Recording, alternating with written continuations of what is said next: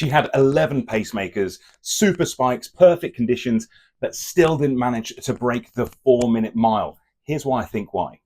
Yesterday, Faith Kipyegon, the incredible athlete, set out with Nike to break the 4-minute barrier for women and to be the first person ever to do so. However, it didn't quite go to plan, and things were quite obvious after lap 1 when she clocked a 60.2 split. Now, realistically, in order to go sub 4, that first lap does need to be 60, but who am I? I didn't know their strategy. However, as the race got on its way and lap 2 and 3 appeared, it was clear that the pacemakers were having to do some work with her, talking her through, and lap 3 really did look like the hardest lap.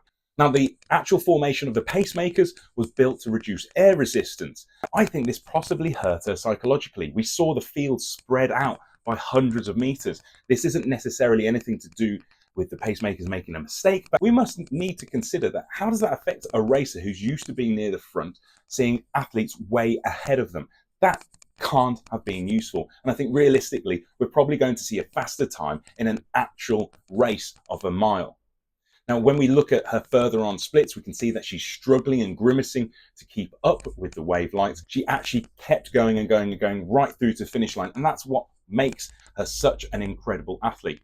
This is totally different to the way Eliud Kipchoge's 2-hour marathon mission worked with Nike and then Ineos.